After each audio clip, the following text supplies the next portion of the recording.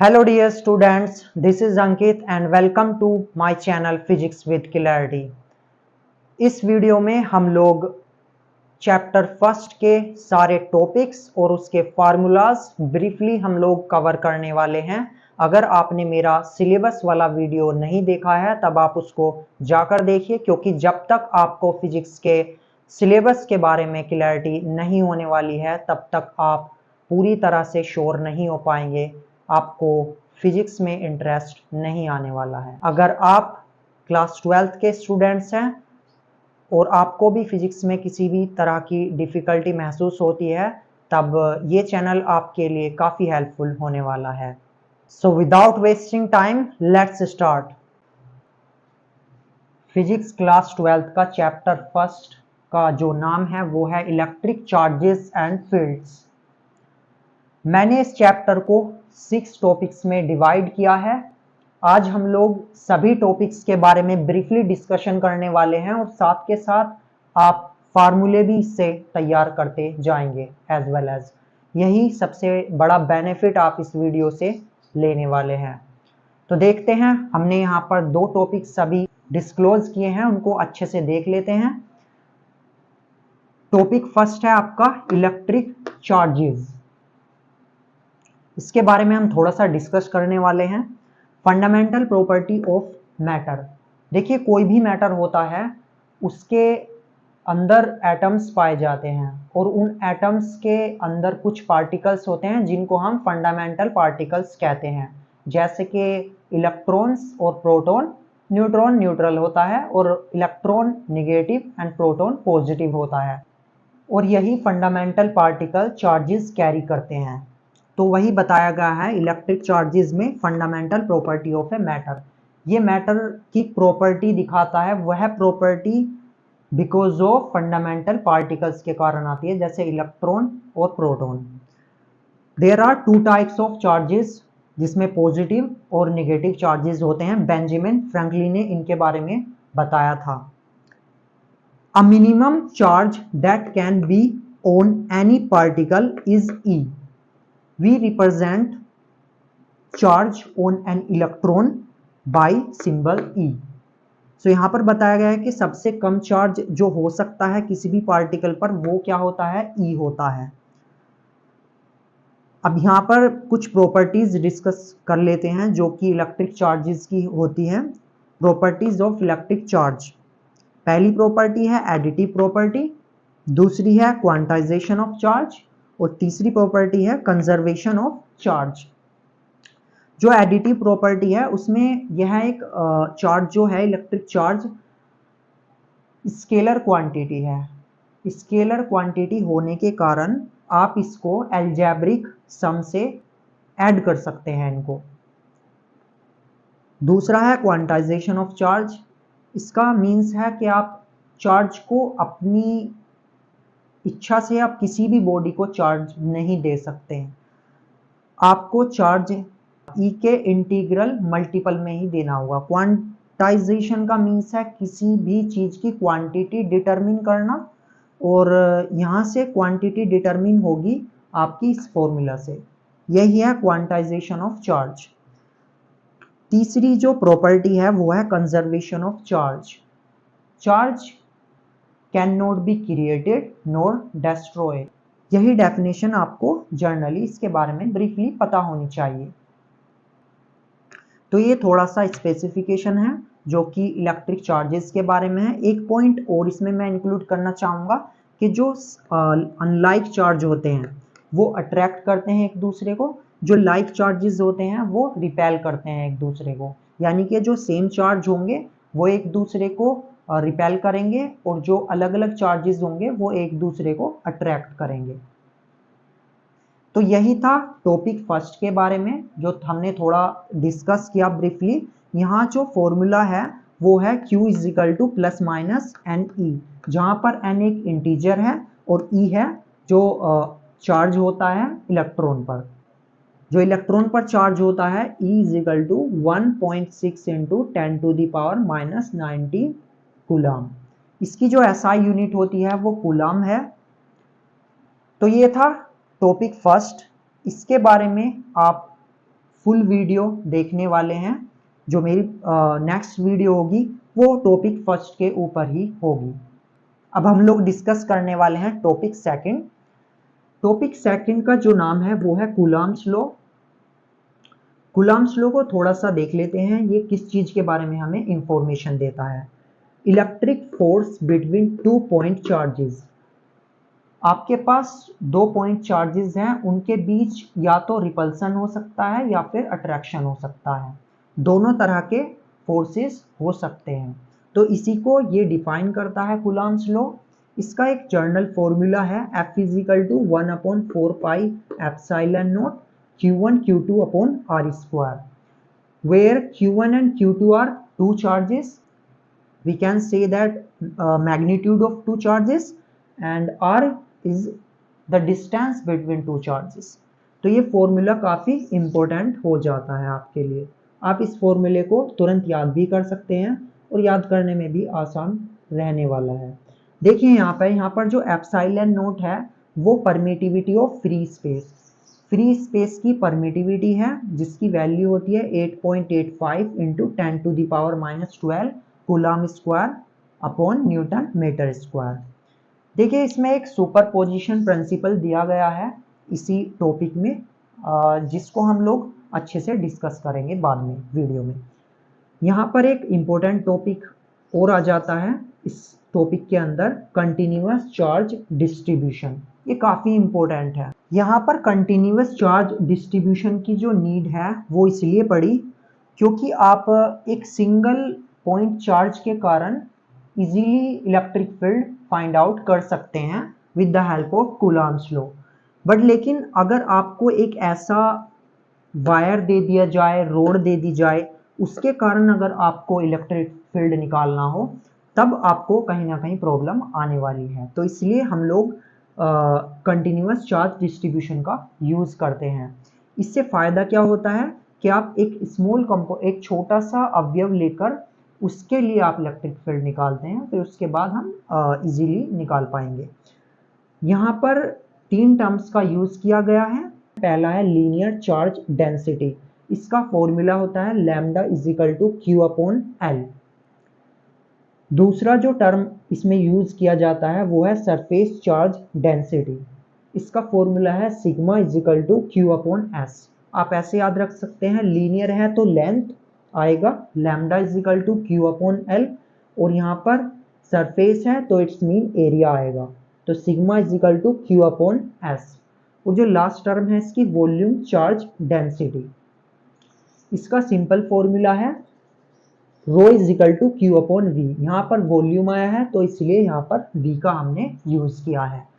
तो ये था topic number second, Coulomb's law. बाकी का डिस्कशन हम जब मैं सेकंड वीडियो इस पर लेकर आऊँगा, इस टॉपिक के बाद दूसरी वीडियो इस नेक्स्ट टॉपिक पर होगी, तब आप इजीली इस चीज़ को क्लियर कर पाएंगे।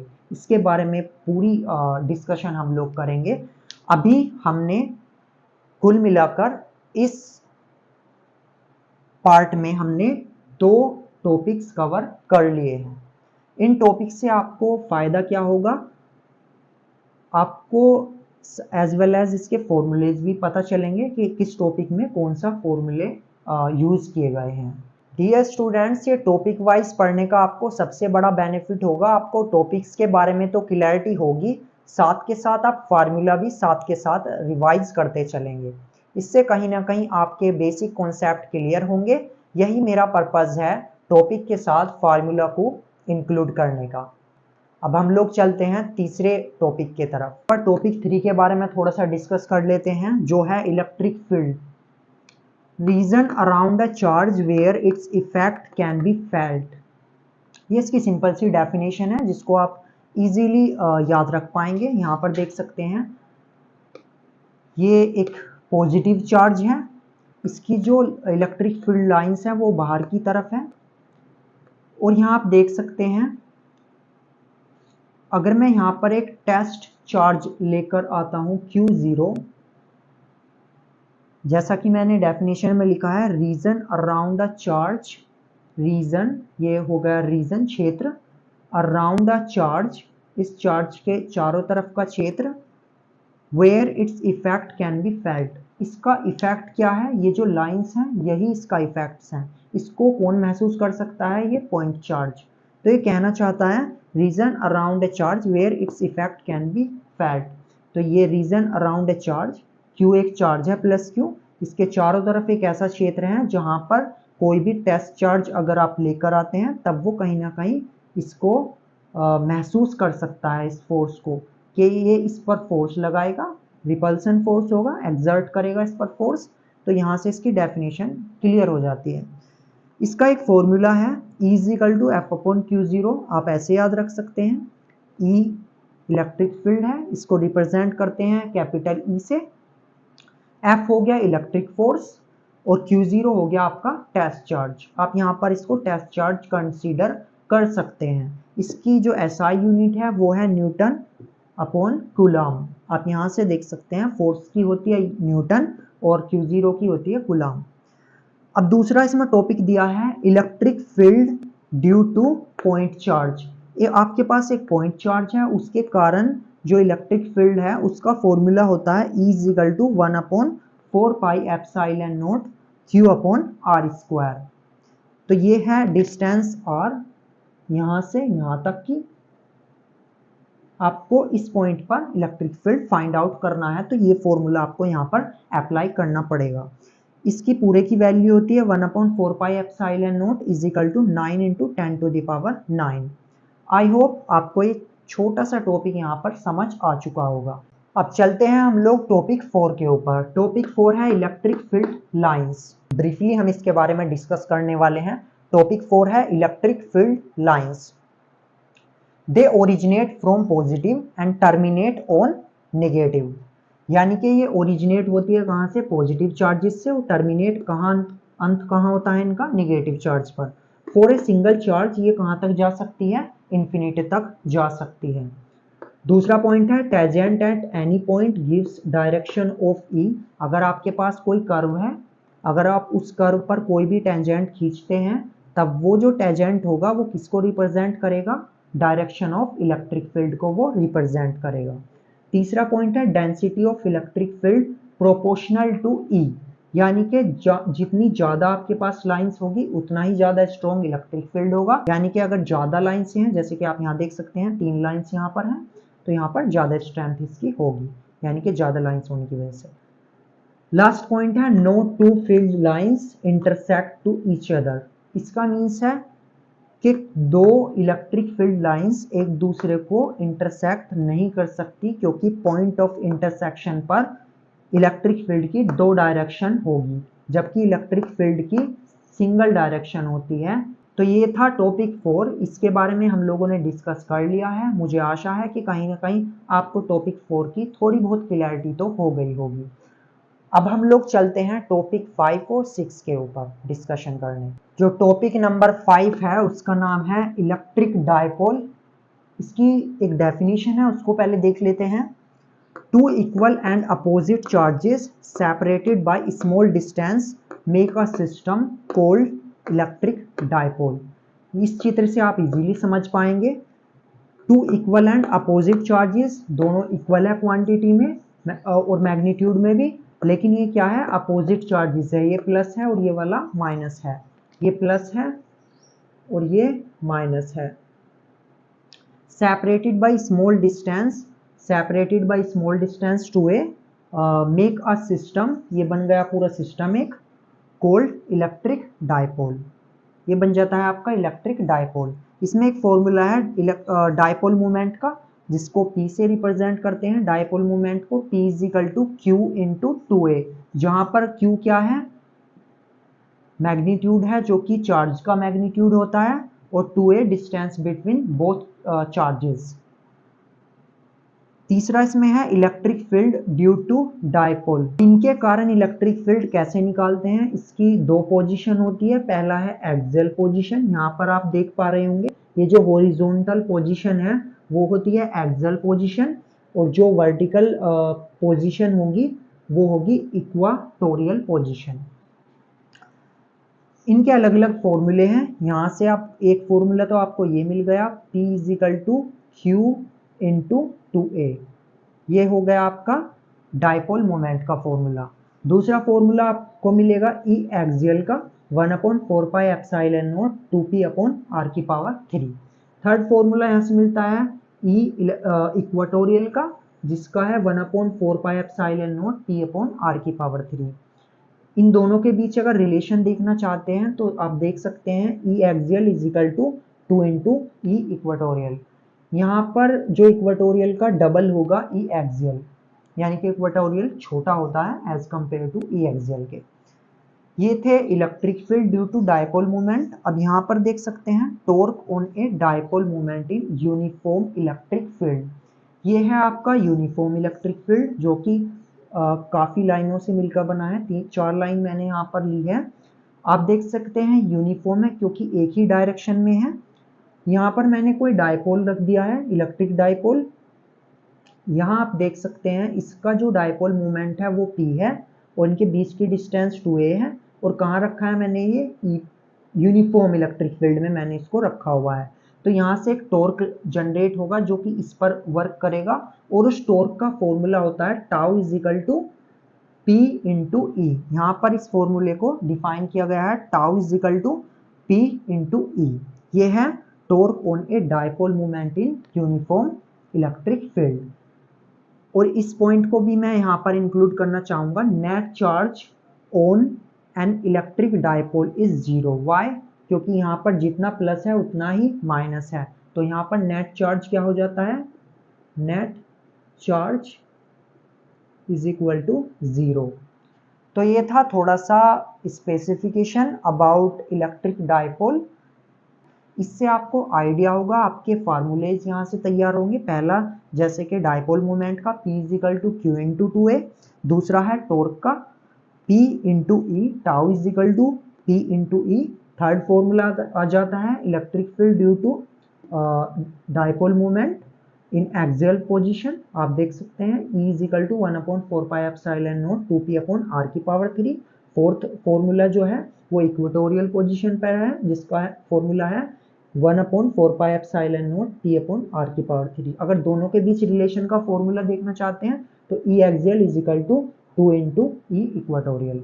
मुझे आशा है कि इसकी आपको पूरी तरह से क्लैरिटी हो गई होगी। अब चलते हैं अपने लास्ट टॉपिक पर। Chapter number 1 electric charges and fields का हमारा जो लास्ट टॉपिक है, टॉपिक नंबर 6, उसका नाम है इलेक्ट्रिक फ्लक्स। इसकी डेफिनेशन देख लेते हैं। The total number of electric field lines crossing a surface normally is called electric flux. आप इस चित्र में इजीली इस डेफिनेशन को देख सकते हैं। The total number of electric field lines, कितनी लाइंस हैं इसमें, 1 2 3 4 5 लाइंस यहाँ से क्रॉस कर रही है पूरे एरिया को। क्रॉसिंग अ सरफेस, इस पूरी सरफेस को क्रॉस कर रही है, normally is called electric flux. इसका एक सिंपल फॉर्मूला जो होता है phi is equal to E into S है। लेकिन अगर ये कोई क्लोज्ड सरफेस है तो electric flux through entire closed surface, इस पूरी क्लोज्ड सरफेस से होकर जाने वाला फ्लक्स होगा phi is equal to surface integration E into d s. यहाँ पर डी एस जो है एक छोटा कंपोनेंट होगा किसी भी क्लोज्ड सरफेस का। इसके बाद देखते हैं दूसरा टॉपिक इसमें आता है गॉसेस थ्योरम। गॉसेस थ्योरम काफ़ी इंपॉर्टेंट है, ये इसी से मिलकर बना है। आधा तो आपको यहाँ से ही याद हो जाएगा। देखिए phi is equal to surface integration E into d s is equal to sigma Q upon epsilon naught. ये क्लोज्ड सरफेस के अंदर जितने भी चार्जेस होंगे उनका सम होगा। सपोज दैट आपके पास कोई क्लोज्ड सरफेस है ऐसी। अब इसके अंदर अगर यहाँ 2q है, यहाँ पर q है, यहाँ पर 5q है, तब आप तो टोटल चार्ज यहाँ से निकाल सकते हैं। टोटल q 2 + 5 - 1 6, तो यहाँ पर 6 वैल्यू आ जाएगी। यहाँ पर सिग्मा का मतलब है सबका एडिशन कर लेंगे जितने भी यहाँ पर चार्जेस होंगे एक क्लोज्ड सरफेस के अंदर। यही है गॉसेस थ्योरम।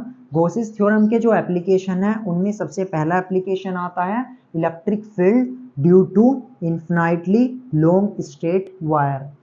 एक लंबे तार के कारण जो विद्युत क्षेत्र है उसको निकालने के लिए आपको गॉसेस थ्योरम का हेल्प चाहिएगी। यहाँ से देख सकते हैं इसका formula E is equal to lambda upon 2 pi epsilon naught R।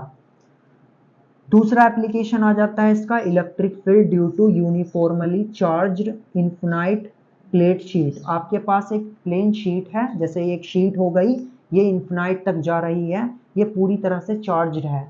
इसके कारण हम लोगों को इलेक्ट्रिक फील्ड फाइंड आउट करना है, तो गॉसेस थ्योरम की हेल्प लेकर आप इजीली फाइंड आउट करेंगे। तब फाइनली आपको ये फॉर्मूला प्राप्त होता है E is equal to sigma upon 2 epsilon naught. आप ऐसे भी याद रख सकते हैं, जैसे ये प्लेन शीट है तो इसका definitely it is obvious that it has surface area, इसके पास एरिया होगा। जब इसके पास एरिया होगा तो यहाँ पर सरफेस डेंसिटी का यूज़ किया गया है। इसके पास लेंथ होगी तो इसके पास लीनियर डेंसिटी का यूज़ किया गया है इसमें। और electric field due to uniformly charge thin spherical shell, आपके पास एक शेल है उसके कारण इलेक्ट्रिक फील्ड है उसको आप यहाँ से फाइंड आउट कर पाएंगे। जैसे कि आप देख सकते हैं आउटसाइड इसके जो इलेक्ट्रिक फील्ड होगा 1/4 पाई epsilon not Q upon R square होगा। इसी तरह का है जैसे एक पॉइंट चार्ज के कारण विद्युत क्षेत्र होता है। इसके जो अंदर होगा, ये ध्यान रखिए, काफ़ी इंपॉर्टेंट है, E जो इनसाइड होगा एक शेल के भीतर वो 0 होता है, क्योंकि जब आप किसी भी शेल को देते हैं तब आप सेम चार्ज होने के कारण वो रिपेल करता है, रिपल्सन के कारण सारा चार्जेस इसके सरफेस पर आ जाता है, इनसाइड चार्जेस यहाँ पर 0 हो जाता है। अगर आप किसी खोखले शेल को विद्युत चार्ज देते हैं और वो प्लस है तो वो सारा जो चार्ज होगा वो उसके आउटर सरफेस पर आ जाएगा। ये दिखाता है कि यहाँ पर इनसाइड E जो है वो 0 होगा।